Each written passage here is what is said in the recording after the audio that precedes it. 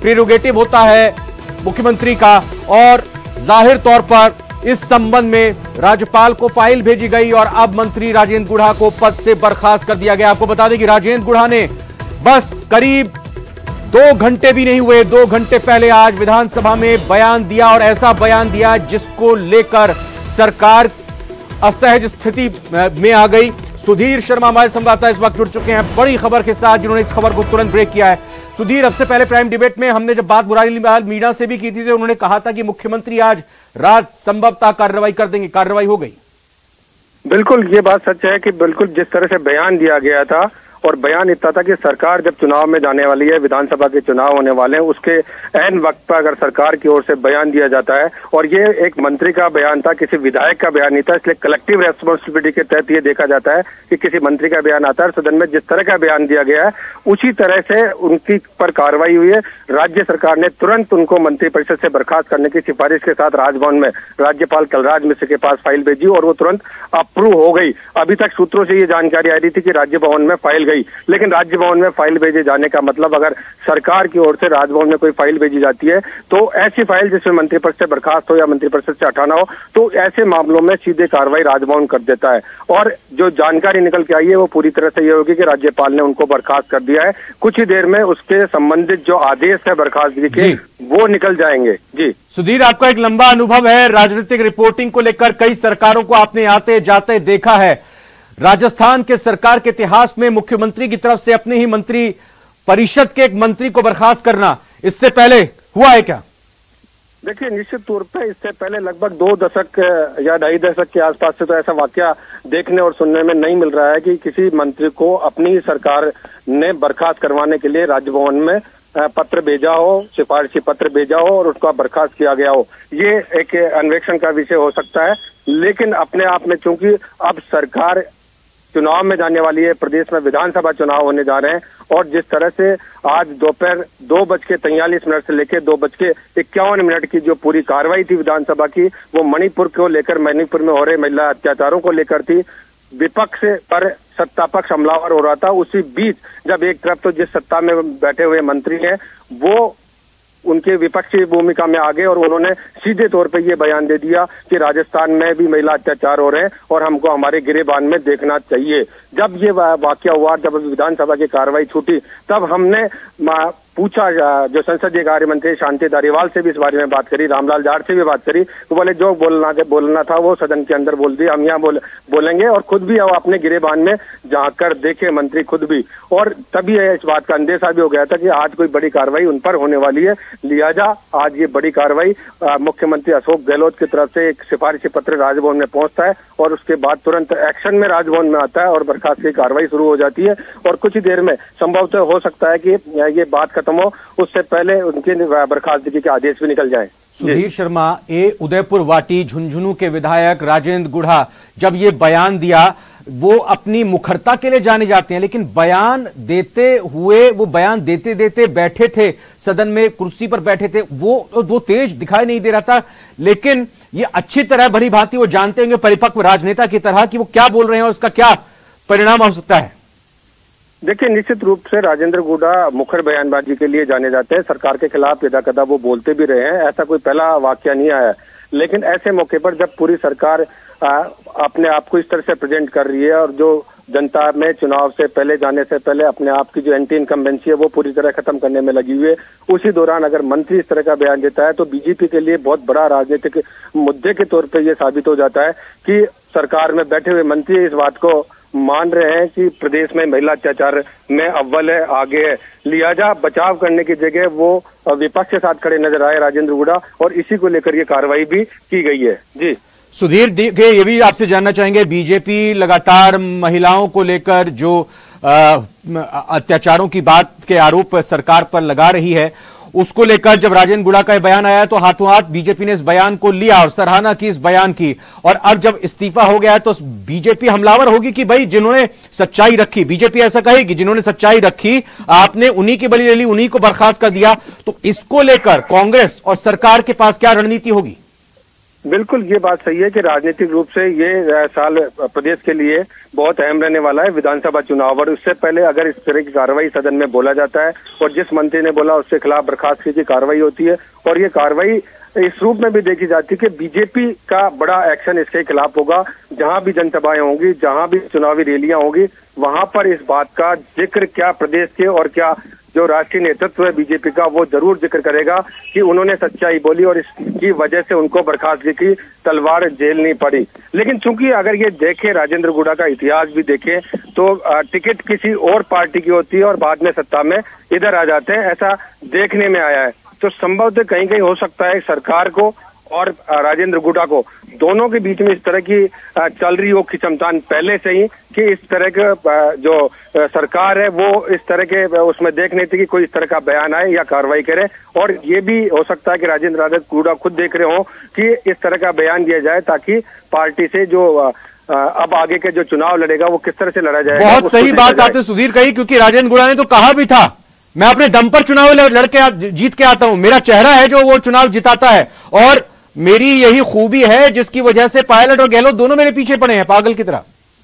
बिल्कुल बिल्कुल, इसी बात को मैं आगे बढ़ाता हूं कि एक यहाँ पर इसी विधानसभा के सदन के अंदर एक सेमिनार थी, उस सेमिनार के अंदर भी राजेंद्र गुड़ा ने बोल दिया था कि हम चुनाव लड़ते हैं। वहां बिल्कुल संहिता की बात कही थी कि अच्छे से एक जनप्रतिनिधि का आचरण कैसा हो, उसको लेकर चर्चा विधानसभा के सदन के अंदर एक सेमिनार के दौरान चल रही थी, जहां लोकसभा के पार्लियामेंट के भी जो अधिकारी आए थे, उनके सामने भी उन्होंने सीधे तौर पे कह दिया था उस समय कि हम पार्टी किसी और चुनाव से टिकट लगते हैं, टिकट के लिए पैसा दे के आते हैं, फिर सत्ता में इस तरह से आ जाते हैं, तो ऐसे में कैसे रह सकती है कि संहिता बरकरार हो। तो कहने का मतलब ये है कि राजेंद्र गुड़ा अपनी जो बात है मुखर बात कहने में और वो उसमें जाने जाते हैं, लेकिन इसके पीछे अगर थोड़ा सोचा जाए और देखा जाए राजनीतिक दृष्टि से, तो सामने निकल के आता है कि कहीं ना कहीं सरकार और गुड़ा दोनों दो रास्ते हो चले थे। और इसलिए क्योंकि ये बयान ऐसे वक्त में आया है जब प्रदेश में ये लास्ट विधानसभा का सेशन चल रहा है और उसके अंदर अभी क्योंकि 24 तारीख का विधानसभा की बैठक होगी, तब ये बहुत ज्यादा हमलावर बात हो जाएगी। तो ये कहीं कहीं ऐसा लगता है कि पहले से ही कोई खींचतान जो सरकार और सरकार में रहते हुए मंत्री के बीच चल रही थी, उसको आखिर टूटना ही था, ये भी समझा जा सकता है। जी, सदन की कार्यवाही का आपने जिक्र किया, करीब 6:30 पौने 7 के आसपास ये बयान दिया गया था राजेंद्र गुड़ा जी की तरफ से। उसके बाद फिर सदन की कार्यवाही, इसको स्पष्ट कीजिएगा कि 8 बजे तक के लिए बढ़ाई गई थी। देखिए मैं आपको क्लियर कर दूं कि ये बात 2:43 पर जब बिल पे चर्चा हो रही थी, उसी दौरान जो सत्ता पक्ष के विधायक थे वो मणिपुर में घटना हुई है उसको लेकर तख्तियों पे लिख के लाए थे कि बीजेपी शर्म करे, मणिपुर की घटनाओं जिस तरह से महिलाओं पे हुई थी वो तख्तियां लेकर आए थे और बीजेपी के विधायकों को दिखा रहे थे। उसी दौरान जब राजेंद्र राठौड़ और सत्ता पक्ष के बीच तीखी बहस चल रही थी, उसी दौरान लगभग 2:50 के ऊपर ये वक्तव्य कुछ सेकंड का था, 15 या 20 सेकंड का मैक्सिमम रहा होगा, जिसमें उन्होंने जो बोला और बिल्कुल वक्तव्य की आप बात करें सुधीर। देखिए वक्तव्य एक बार फिर से हम दर्शकों को सुना देते हैं, आप लाइन पर बने रहिएगा। वक्तव्य जो दिया राजेंद्र गुड़ा ने आज विधानसभा में, आइए अपने दर्शकों को सुनाते हैं, दिखाते हैं। ये स्वीकार किया जाना चाहिए, सच्चाई है कि हम महिलाओं की सुरक्षा में असफल हो गए और ये राजस्थान में जिस तरीके से अत्याचार बढ़े हैं महिलाओं के ऊपर, मणिपुर के बजाय हमें अपने गिरेबान में झांकना चाहिए।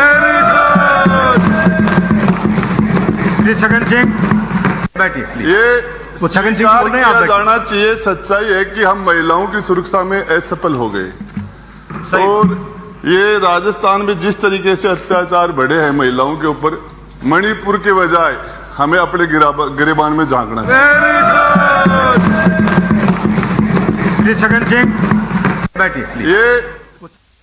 तो ये बयान एक बार लेकिन सुनवाया हमने 2 बार। सुधीर शर्मा लगातार हमारे साथ बने हुए हैं। आपने जैसा सुधीर कहा भी 15 सेकंड के आसपास का ये बयान, ये सच्चाई है कि महिला की सुरक्षा करने में हम नाकाम हो गए और मणिपुर की हमें अपने गिरेबान में झांकना चाहिए, मणिपुर की घटना को हमें नहीं देखना चाहिए। ये जो बयान निकलकर सामने आया, आपको बता दें कि उन पर कार्रवाई तो होगी जैसा अभी खबर हम दिखाई रहे हैं, लेकिन 2 दिन पहले कांग्रेस की ही विधायक, महिला विधायक, वो ये कहती है कि मैं खुद ही सुरक्षित नहीं हूं, सुरक्षा मेरे को मिली हुई है, उसी में मेरे पर हमला हो जाता है। प्रदेश की जनता का क्या अंदाजा लगाया जा सकता है। उस दौरान भी ये बयान जब सामने आया तब बीजेपी तब भी हमलावर थी, लेकिन आज ये एक बड़ी बात हो जाती है जब सदन के अंदर सरकार के मंत्री कहते हैं और सरकार को असहज करते हैं। बिल्कुल ये सही बात है कि दिव्या मदेरणा ने जब विधानसभा की कार्रवाई शुरू हुई उसी दौरान जो 4 लोगों की हत्या का मामला था वो उठाना चाहा प्रश्नकाल में, और उनको अध्यक्ष आसन की ओर से उठाने नहीं दिया गया था, सूचना नहीं देनी गई थी। उसमें कहा गया था कि शून्यकाल में ये मामला उठाएं। वो तुरंत सदन से बाहर हो गई थी और बाहर आके जो अपना मीडिया में रिएक्शन दिया था वो सबसे पहले यही रिएक्शन था। और ये समझने वाली बात है कि सत्ता पक्ष के विधायक या मंत्री अगर इस तरह की बात करनी चाहिए तो गुटबाजी तो अपनी जगह हो सकती है, लेकिन विरोध, इसका असर जनता के बीच कैसा जाएगा वो समझने वाला हिस्सा होगा कि किस तरह से जनता इस पर रिएक्ट करेगी। लेकिन जिस तरह से आज मंत्री राजेंद्र गुढ़ा ने जो बोला, वो बोलने के साथ ही इस बात में समझ में आ गया था कि आज कोई बड़ी कार्रवाई हो जाएगी, क्योंकि सरकार के खिलाफ इतना बड़ा वक्तव्य जब सरकार एंटी इनकम्बेंसी से निकलने की कोशिश कर रही है। न्यूज़ 18 राजस्थान में बड़ी संख्या में, क्योंकि चुनाव है और लगातार सबसे नंबर 1 चैनल को लोग और दर्शक देख रहे होंगे। हमारे सहयोगी बाबूलाल धायल भी न्यूज रूम से हमारे साथ जुड़ चुके हैं। मैं चाहूंगा सुधीर आप भी लाइन पर रहें और हम इस पूरे मामले में आगे क्या कुछ हो सकता है और क्या जानकारी आ रही है, किस तरह की प्रतिक्रिया या बयान या ट्वीट आ रहे हैं, उस पर हम चर्चा करें आपस में मिलकर। बाबूलाल धायल का मैं रुख करूंगा। बाबूलाल, आप सदन में ही थे जब आज राजेंद्र गुढ़ा ने यह बयान दिया, और आज जब चर्चा हमने अपने डिबेट शो में की तो रामनारायण मीणा ने अंदेशा जताया था, कहा था कि हो सकता है कि आज रात तक राजेंद्र गुढ़ा पर यह कार्रवाई हो जाए। आप जब सदन में थे और राजेंद्र गुढ़ा ने बयान दिया था, क्या कुछ गहमा-गहमी और चर्चा हो रही थी इस बयान के देने के बाद विधायकों में?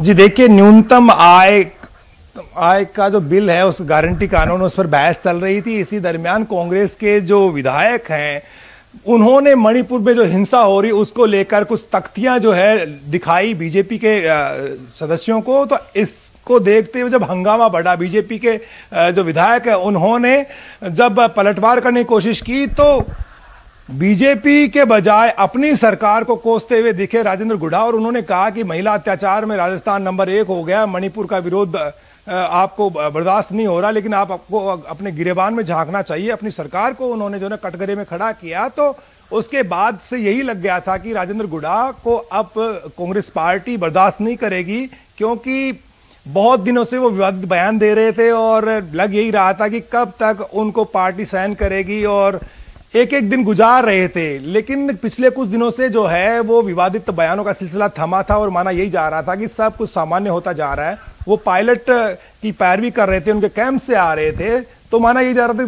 था कि जब पायलट जो हैं वो अब कदम से कदम मिलाकर चलने की कोशिश कर रहे हैं पार्टी के साथ, तो ऐसे में अब राजेंद्र गुढ़ा भी ज्यादा विरोध जाहिर नहीं करेंगे। लेकिन जब माहौल सदन में ऐसा हुआ तो राजेंद्र गुढ़ा ने अपनी बात कह दी। बेबाकी के लिए जाने जाते हैं और परवाह नहीं करते हैं कि उनके खिलाफ क्या एक्शन हो सकता है। लिहाजा आज जो है पार्टी को लगा कि अब ये अनुशासनहीनता बर्दाश्त नहीं की जानी चाहिए। पार्टी के फोरम पे बात अलग चीज होती है, इन हाउस बात अलग होती है, लेकिन सदन में जब कोई बात होती है और सरकार का मंत्री अपनी सरकार को जब घेरता है तो उसकी गूंज दूर तक सुनाई पड़ती है। इसलिए पार्टी के आलाकमान को कन्विंस किया गया कि अब राजेंद्र गुढ़ा को पार्टी में रखा जाना ठीक नहीं है, उनको मंत्री पद से तत्काल हटा दिया जाना चाहिए, इसलिए उनको बर्खास्त कर दिया गया है। अब उनका रिएक्शन क्या होगा, क्योंकि उनको तो पहले से ही पता था कि जितना विवाद उन्होंने खड़ा किया, जिस तरह के बयान उन्होंने दिए थे, तो उनको ये लग रहा था कि उनको टिकट तो मिलने वाला है नहीं। तो ऐसी सूरत में वो अपनी एक नई राह तलाश रहे थे, और इस बीच में आज जब सदन में बखेड़ा खड़ा हुआ तो उसके बाद में उनको बाहर का रास्ता दिखा दिया गया। राजेंद्र गुढ़ा आगे क्या रणनीति बनाएंगे, किस तरह के बयान आएंगे, लेकिन वो परवाह नहीं करते। एक जमाने में अशोक गहलोत के बहुत नजदीकी थे, सीएम ने उनको मंत्री भी बनाया और हमेशा वो तारीफों के पुल बांधते थे। लेकिन जब उठापटक का दौर आया तो उस वक्त वो सचिन पायलट के बहुत करीबी हो गए, और सचिन पायलट के लिए उन्होंने जो वो कर सकते थे उन्होंने कोशिश करी। लेकिन जब बात बिगड़ी तो पटरी पर फिर आए नहीं। मंत्री जरूर थे, लेकिन सरकार के लिए हमेशा सिरदर्दी बनकर सामने आ रहे थे, और बहुत ज्यादा नुकसान उन्होंने पार्टी को पहुंचाया, बहुत डैमेज किया। तो सरकार को लगा कि अब बर्दाश्त कर पाना संभव नहीं है, अब राजेंद्र गुढ़ा से पिंड छुड़ा लिया जाना चाहिए। इसलिए आज जब राजेंद्र गुढ़ा ने मौका दे दिया तो सरकार ने, यानी कांग्रेस पार्टी ने, उनसे पीछा छुड़ाने में ज्यादा वक्त नहीं लगाया और उनको बर्खास्त कर दिया गया। इसका असर क्या होगा ये देखने वाली बात होगी, लेकिन वो अपने आप में खुद को बड़ा नेता मानते हैं, ज्यादा किसी की परवाह नहीं करते हैं। उदयपुर वाटी से चुन के आते हैं और पहले भी मंत्री रहे थे, अब भी मंत्री थे, लेकिन जिस पार्टी से चुन के आए थे उसका विलय जब कांग्रेस पार्टी में हुआ था, बीएसपी से चुनाव जीते थे लेकिन उस विलय जो है कांग्रेस पार्टी में हो गया था, तो उनका एक अलग ही धड़ा था। जो बीएसपी से जो विधायक आए थे चुन करके, जो कांग्रेस में शामिल हुए थे, तो उनका एक अलग ही गुट था। सरकार पर लगातार वो दबाव बनाए रखते थे और दबाव बना करके अपने काम निकलवाने के लिए उनको जाना जाता था। मंत्री जो है उनको हमेशा समझाते थे कि आप अच्छे इंसान हैं, आपको पार्टी में बने रहना चाहिए, आपको पार्टी का जो डिसिप्लिन है उसको नहीं तोड़ना चाहिए। लेकिन गुढ़ा पर इन बातों का कोई असर नहीं हुआ और 1.5-2 महीने पहले जब सचिन पायलट यात्रा लेकर के जयपुर पहुंचे थे, जनसंघर्ष यात्रा, तो जब उसका समापन हुआ था तो उन्होंने सरकार के मुख्यमंत्री, सरकार के मंत्रियों पर जमकर हमले बोले थे, करप्शन के बहुत गंभीर चार्ज लगाए थे। उनका वो जो भाषण है वो बहुत वायरल हुआ था और उसकी जमकर चर्चा भी हुई थी। लेकिन जब सचिन पायलट ने पार्टी के साथ जाने का फैसला किया और पार्टी के लिए कुछ दिन पहले उन्होंने कहा था कि उनकी तमाम मांगे मान ली गई है, तो उस दौरान जब गुढ़ा से पूछा गया था कि पायलट जो हैं वो पार्टी के साथ कदम से कदम मिलाकर चल रहे हैं, तो अब आपका स्टैंड क्या है, तो उन्होंने ज्यादा कुछ बोला नहीं था। यानी कि ये मानकर चला जा रहा था राजनीतिक गलियारों में कि गुढ़ा को भी अब अक्ल आ गई है और वो पार्टी लाइन से अब इधर उधर नहीं जाएंगे, क्योंकि शायद उनको भी पार्टी के टिकट की चिंता होगी। लेकिन ये बात जो लोग मान रहे थे वो उनके लिए गलत साबित हुई और आज जो विधानसभा के भीतर जो दृश्य पैदा हुआ उसके बाद में पार्टी ने उनको बर्खास्त कर दिया और एक तरह से उनको फिलहाल बड़ा सियासी नुकसान है। लेकिन ज्यादा वक्त नहीं है, 5 महीने बाद में चुनाव होने जा रहे हैं सूबे में, तो इसको किस तरह से जो है वो भुनाने की कोशिश करेंगे, अपने इलाके में हमदर्दी हासिल करने की कोशिश करेंगे, बेचारा बनने की कोशिश करेंगे कि देखिए मैंने जिस पार्टी में इतना वक्त दिया, मैंने अपनी पार्टी छोड़ करके कांग्रेस पार्टी का दामन थामा, उसने मेरे साथ में नाइंसाफी की, तो किस तरह का उनका उदयपुर वाटी की जनता के बीच में इमोशनल कार्ड होगा, किस तरह से उनका अब रिएक्शन सामने आएगा, ये देखने वाली बात होगी। लेकिन फिलहाल जो चीजें हैं उस पर विपक्ष की बहुत निगाह है, क्योंकि बीजेपी इस मुद्दे को भुनाएगी कि सरकार के एक मंत्री को इसलिए बाहर का रास्ता दिखा दिया गया क्योंकि उसने महिला अपराधों को लेकर अपनी सरकार पर टीका टिप्पणी की थी, अपनी सरकार की निंदा की थी, आलोचना की थी। इसलिए विपक्ष को एक बड़ा मुद्दा गुढ़ा ने हाथ में दे दिया है। अब इसे बीजेपी किस तरह से भुनाएगी, किस तरह से उसको आगे लेकर के जाएगी, ये देखने वाली बात है। लेकिन आज पूरे देश में गुढ़ा को बर्खास्त किए जाना चर्चा का विषय है और एक बड़ी खबर है इस वक्त की कि राजेंद्र गुढ़ा जो अशोक गहलोत सरकार के लिए सिरदर्द बनकर साबित हो रहे थे, आज उनसे पीछा छुड़ा लिया है पार्टी ने, सरकार ने, और उनको बाहर का रास्ता दिखा दिया है। यानी कि अनुशासनहीनता करने वालों को अब पार्टी में नहीं बख्शा जाएगा। एक सीधा सीधा संदेश है कांग्रेस की ओर से कि बहुत हो गया, अब चुनाव सिर पर है, अब किसी भी सूरत में इस तरह की गतिविधियों को अंजाम देने वाले, पार्टी विरोधी गतिविधियों में शामिल होने वाले और अपनी पार्टी को बयानों के जरिए नुकसान पहुंचाने वाले नेताओं को किसी भी सूरत में पार्टी अब और ज्यादा अपने साथ लेकर चलने वाली नहीं है। यानी कि अब कोई भी नेता इस तरह की बात करेगा तो वो 100 बार सोचेगा, तो ये इसकी जो गूंज है वो दूर तक जाएगी और चुनाव तक कांग्रेस पार्टी चाहती है कि एकजुटता बनी रहे, एक जो एटमॉस्फेयर बनने का दावा करते हैं कि हमारे पक्ष में एक माहौल बना हुआ, अच्छी स्कीम्स का जनता से जो समर्थन उनको मिल रहा है। सीएम अशोक गहलोत भी कहते हैं कि जनता हमें जिताना चाहती है। मैं बाबूलाल आपको रोक रहा हूं, रामलाल शर्मा जी बीजेपी के विधायक भी हैं और साथ ही साथ मुख्य प्रवक्ता भी हैं प्रदेश बीजेपी के। रामलाल जी आपका स्वागत है, खबर आप तक भी पहुंच गई होगी।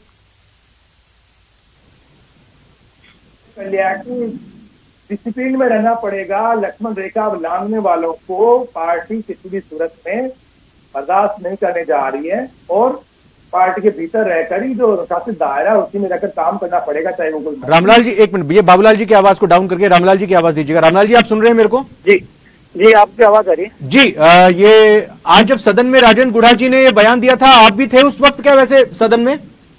हाँ, राजेंद्र गुढ़ा जी ने कहा था कि तो लग रहा था कि रात होते होते मंत्री पद चला जाएगा। देखिए, मुझे लगता है कि कांग्रेस पार्टी कितने दावे करे कि हम सब एकमुखी हैं, एकमत है, हमारे अंदर कोई अंदरूनी कलह नहीं है, हम मिलकर चुनाव लड़ेंगे, तो ये सारे दावे अब खोखले होते हुए नजर आ रहे हैं। राजेंद्र गुढ़ा बेबाकी से बोलते हैं। पहले भी वो आरोप लगा चुके सरकार के ऊपर कि आप कहाँ कर्नाटक की बात कर रहे हो, राजस्थान के तो 50% भ्रष्टाचार है। तो मैं ये कह रहा हूँ कि राजेंद्र गुढ़ा से पहले तो 2 दिन पहले बयान दिव्या मदेरणा का आ चुका कि मैं खुद सुरक्षित नहीं हूँ सरकार के अंदर, तो आम आदमी कैसे सुरक्षित रह सकता है।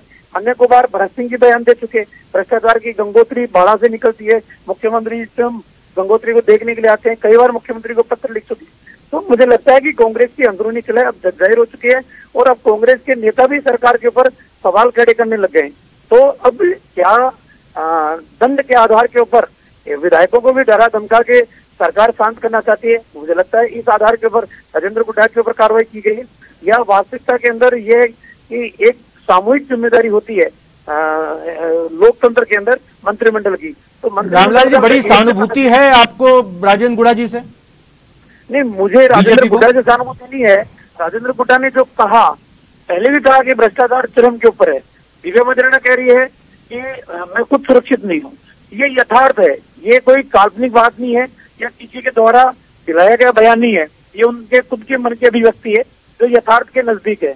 तो हम तो ये चाहते हैं कि कांग्रेस कितने दावे करें, इनका अंतर्कलह है और इनका अंतर्कलह प्रदेश की आवाम को असुरक्षित करने के लिए है, सुरक्षित करने के लिए नहीं है। पौने 5 साल का जो समय बीता है वो इनके वर्चस्व की लड़ाई के अंदर बीता है, जिसमें स्टेट का नुकसान हुआ है। तो ये राजेंद्र गुड्डा जी जो बर्खास्त हुए हैं, आप जो कह रहे हैं कि नहीं होना चाहिए था, बीजेपी साथ देगी क्या राजेंद्र गुड्डा का? देखिए, हम हमारी पार्टी के मर्यादा से बंधे हुए हैं, लेकिन इतना जरूर है कि राजस्थान के हालात दिन प्रतिदिन बद से बदतर हो रहे हैं। सरकार सिर्फ bill bill bill bill bill दिखाने का काम कर रही है। कानून तो पहले बहुत से बने हुए हैं, हर मामले हर अपराध के लिए कानून है, लेकिन सजा देगा कौन? सजा सरकार की विल पावर के आधार पर मिलती है, इच्छा शक्ति के आधार पर मिलती है, और इच्छा शक्ति सरकार की है नहीं। बिल्कुल रामलाल जी, मेरे वरिष्ठ संवाददाता सहयोगी बाबूलाल भी इस वक्त जुड़े हुए हैं, वो भी आपसे कुछ सवाल करना चाहेंगे। बाबूलाल, आपको सुन रहे हैं यहाँ पर रामलाल जी, मैंने तो सवाल किया, आप भी कुछ पूछ सकते हैं इनसे। रामलाल जी, आप एक तरफ कह रहे हैं कि राजेंद्र गुड्डा जो हैं उन्होंने सरकार मतलब हकीकत बयां करी, तो आप हमदर्दी तो जता रहे हैं उनके प्रति, लेकिन क्या बीजेपी उनके लिए दरवाजा खोलेगी? क्या उनको बर्दाश्त कर पाना, उनके बयानों को बर्दाश्त कर पाना बीजेपी के लिए संभव है? देखिए, भारतीय जनता पार्टी बाबूलाल जी अपने संगठनात्मक ढांचे के अनुसार चलती है और इन वर्तमान परिस्थितियों के अंदर भारतीय जनता पार्टी सिर्फ एक ही संकल्प लेके काम कर रही है, खुद के संगठन को मजबूत करना और सरकार की गलत नीतियों को सदन के अंदर भी, सड़क के ऊपर भी उजागर करना। इस थीम के ऊपर हम काम कर रहे हैं। जहां तक राजेंद्र गुड्डा का सवाल है, राजेंद्र गुड्डा ने पहले भी बयान दिए हैं और बेबाकी के साथ बयान दिए हैं। अब सरकार की जब एक मजबूरी थी या सरकार की जब कमजोरी थी या सरकार बचानी थी, उस समय सबको साथ लेने का काम किया, और अब सरकार की मजबूरी कोई नहीं